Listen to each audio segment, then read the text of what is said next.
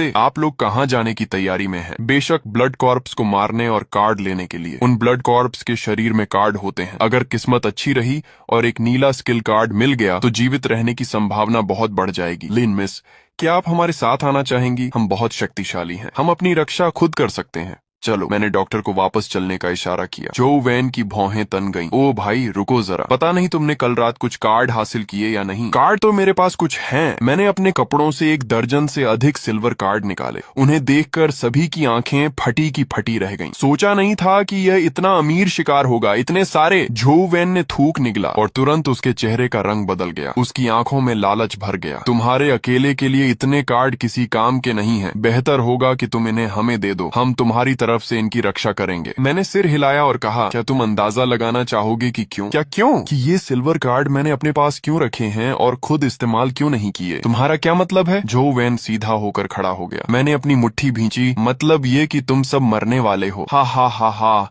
हम इतने सारे लोग हैं। जो वैन की बात अभी पूरी भी नहीं हुई थी कि उसे अपनी आंखों के सामने अंधेरा महसूस हुआ और उसके तुरंत बाद उसने पूरी तरह होश खो दिया और जमीन पर गिर पड़ा। इस पल हर कोई दंग रह गया। इस युवक ने सिर्फ एक घूंसे से जो वैन का सिर चकनाचूर कर दिया था। जो वैन के पास सिल्वर टैलेंट था, फिर भी उसे जवाबी हमले का आधा मौका तक नहीं मिला। इसके तुरंत बाद मैंने एक गोल्ड कार्ड निकाला और उसे फाड़ दिया। मेरे हाथ में तुरंत एक दुष्ट आभा वाली काली तलवार दिखाई दी। अब तुम्हारी बारी है। बस ये देखना है कि तलवार की धार कितनी तेज है। रुको, हमने तुम्हें परेशान नहीं किया। हम तुम्हारे साथ नहीं लड़ना चाहते। हम अभी यहाँ से चले जाएंगे। मर जाओ। मैंने उनकी बात अनसुनी कर दी और काली तलवार लहराते हुए भीड़ में घुस गया। देखते ही देखते चीख पुकार मच गई। मेरे वार करने से लेकर सबको खत्म करने तक कुल 2 मिनट से भी कम समय लगा। इस वक्त लिन वानेर जमीन पर बिखरी रेशम के कीड़ों की लाशों को देख रही थी। वह खुद को रोक न सकी और घुटनों के बल बैठकर जोर जोर से उल्टियां करने और रोने लगी। उसने सपने में भी नहीं सोचा था कि सामने दिखने वाला यह सभ्य और शालीन दिखने वाला आदमी इतना क्रूर और निर्दयी हो सकता है। उल्टी करने के बाद लाशों की तलाशी लेना मत भूलना और कार्ड्स लेकर ऊपर मेरे पास आ जाना। इतना कहकर मैंने अपनी तलवार म्यान में डाली और बिना पीछे मुड़े ऊपर की ओर चल दिया। 10 मिनट बाद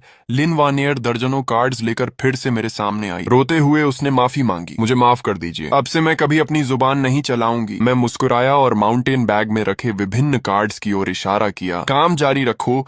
अगर मैं तुमसे नाराज होता तो तुम्हें भी कब का काट चुका होता। आखिरकार कयामत, अपोकलिप्स अभी शुरू ही हुई है। बहुत कम लोग इतनी जल्दी खुद को ढाल पाते हैं। इसके बाद अगले कुछ घंटों में इंसानों की कई और टीमें वहां से गुजरी। पिछली घटना से सबक लेते हुए लिन वानेर ने समझदारी से अपना मुंह बंद रखना सीख लिया था। शाम के समय हवा अपने साथ दूर से खून के प्यासे दरिंदों की दहाड़ लेकर आई।